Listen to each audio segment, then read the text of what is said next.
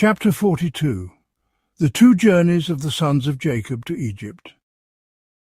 In the first year of the 3rd week of the 45th Jubilee, the famine began to spread across the land. The rain ceased, and none fell anywhere. The earth became barren, but in Egypt there was food, because Joseph had gathered the seed of the land during the 7 years of plenty, and preserved it. The Egyptians came to Joseph to ask for food. He opened the storehouses and sold grain from the first year to the people of the land for gold. The famine was very severe in Canaan. When Jacob heard that there was food in Egypt, he sent his 10 sons to obtain some, but he did not send Benjamin. The 10 sons of Jacob arrived in Egypt among those who came to buy food. Joseph recognized them, but they did not recognize him. He spoke harshly to them and asked questions, saying, "Are you not spies? Have you come to scout out the land?" Then he had them imprisoned. Later he released them, but kept Simeon, sending the other 9 away. He filled their sacks with grain and returned their gold without them knowing. He told them to bring their youngest brother, since they had told him their father was alive, and that they had another brother. They left Egypt and returned to Canaan, telling Jacob all that had happened. They explained how the ruler had spoken harshly to them, and kept Simeon until they returned with Benjamin. Jacob said, "You have robbed me of my children. Joseph is gone, Simeon is gone, and now you want to take Benjamin. All this suffering has come upon me. My son will not go down with you in case he becomes sick. His mother bore me 2 sons. One is gone, and now you would take the other. If he were to get a fever on the journey, you would bring my old age to the grave in sorrow." He saw their money had been returned in every man's sack, and this made him afraid to send Benjamin. The famine worsened and became severe in Canaan and all surrounding lands except Egypt. Many of the Egyptians had stored their own grain after seeing Joseph stockpile food during the years of plenty. The people of Egypt fed on that food during the first year of the famine. When Israel saw that there was no escape from the famine, he told his sons, "Go again and get food, so we do not die." They said, "We will not go unless our youngest brother goes with us." Israel realized that if he did not send Benjamin, they would all die from famine. Reuben said, "Put him in my care. If I don't bring him back, you can kill my 2 sons in his place." But Jacob said, "He will not go with you." Then Judah approached and said, "Send him with me. If I do not bring him back, I will bear the blame before you all my life." So Jacob sent Benjamin with them in the 2nd year of that week, on the 1st day of the month. They went to Egypt bringing gifts, stacte, almonds, terebinth nuts, and pure honey. They stood before Joseph. He saw Benjamin and asked, "Is this your youngest brother?" They said, "Yes, it is." He said, "The Lord be gracious to you, my son." He brought them into his house, released Simeon, and made a feast. They gave Joseph the gifts they had brought. They all ate at Joseph's table, and Benjamin's portion was 7 times larger than any of the others. They ate, drank, and prepared to return home with their donkeys. Joseph devised a test to see whether peace truly lived in their hearts. He said to the steward, "Fill their sacks with food, return their gold, and place my silver drinking cup in the sack of the youngest. Then send them on their way." Chapter 43. Joseph tests and reveals himself to his brothers. The steward did as Joseph said. He filled their sacks with food, returned their gold, and placed the silver cup in Benjamin's sack. At dawn they departed. Pursue them.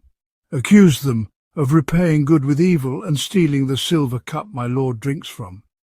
Bring back the youngest quickly. before I sit in judgment." The steward ran after them and repeated Joseph's words. They replied, "Far be it from us to steal from your master. We even brought back the gold we found in our sacks the first time.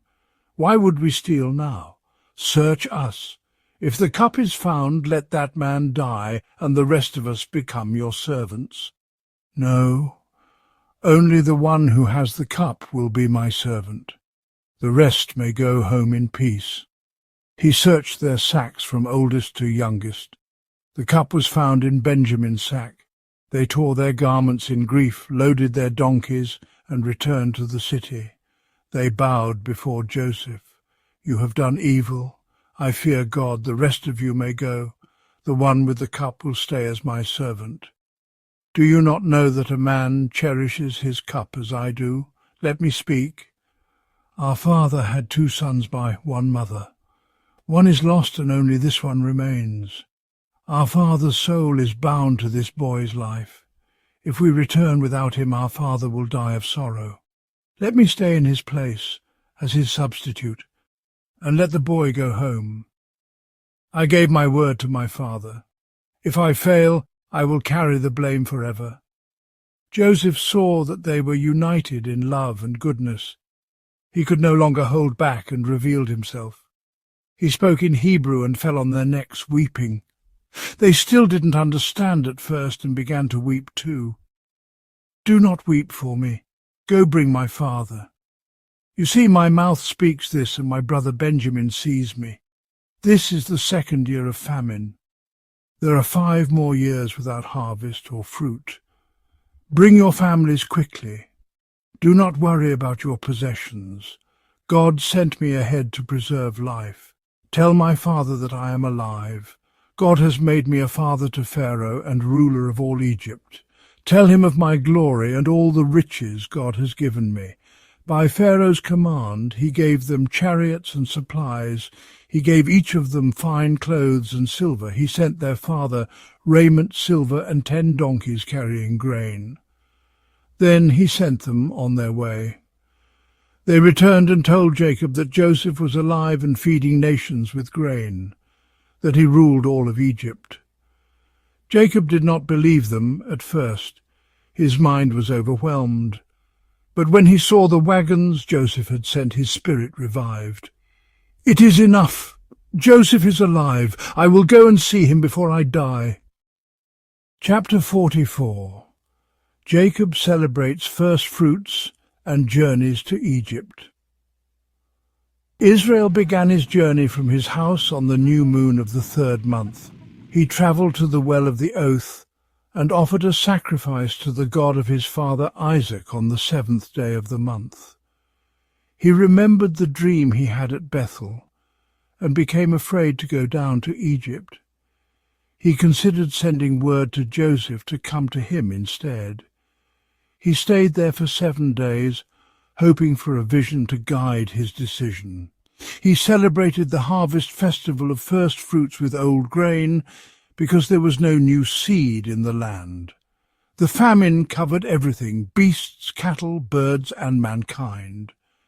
On the 16th day the Lord appeared to him and said, "Jacob, Jacob." He replied, "Here I am."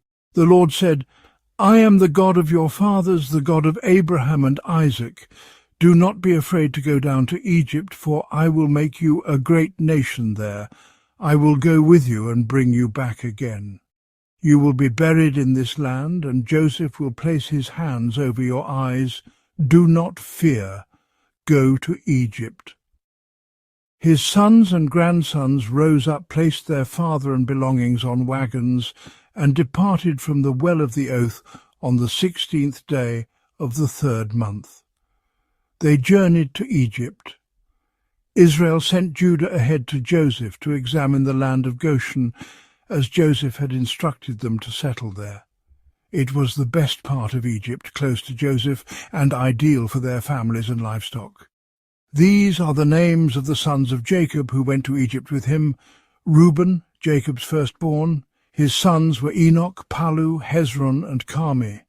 Simeon and his sons: Jemuel, Jamin, Ohad, Jachin, Zohar, and Shaul. the son of a Canaanite woman, Levi and his sons, Gershon, Kohath and Merari, Judah and his sons, Shelah, Perez and Zerah, Issachar and his sons, Tola, Puah, Jashub and Shimron, Zebulon and his sons, Sered, Elon and Jaleel. These were the sons of Leah and their sons, born in Mesopotamia, including their sister Dinah. With Jacob they totalled 30. Zilpah, Leah's handmaid, bore Gad and Asher. Gad's sons, Ziphion, Haggi, Shuni, Esbon, Eri, Areli and Arodi. Asher's children, Imnah, Ishva, Ishvi, Beriah and their sister Sarah. Zilpah's total, 14. Leah's total, 44. Rachel, Jacob's wife, bore Joseph and Benjamin. Joseph's sons, born in Egypt before Jacob arrived, were Manasseh and Ephraim. Benjamin's sons, Bela, Becher, Ashbel, Gera, Naaman, Ehi, Rosh, Muppim, Huppim and Ard. Rachel's total, 14. Bilhah, Rachel's handmaid, bore Dan and Naphtali.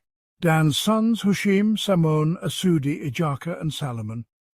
All but Hushim died the year they entered Egypt. Naphtali's sons, Jazeel, Guni, Jezer, Shalom and Eve. Eve was born after the famine and later died in Egypt. Rachel's handmaid's line totalled 26. In all, Jacob's family that entered Egypt numbered 70 souls. These were his children and grandchildren. 5 of them died in Egypt before they reached Joseph and had no children. Back in Canaan, 2 sons of Judah, and Onan, died and had no offspring. The children of Israel buried those who perished, and they were counted among the 70 Gentile nations. This concludes chapter 42, 43 and 44 of the Book of Jubilees. Remember to subscribe and join me tomorrow for the next chapters, as we keep walking through all 50 chapters of the Book of Jubilees.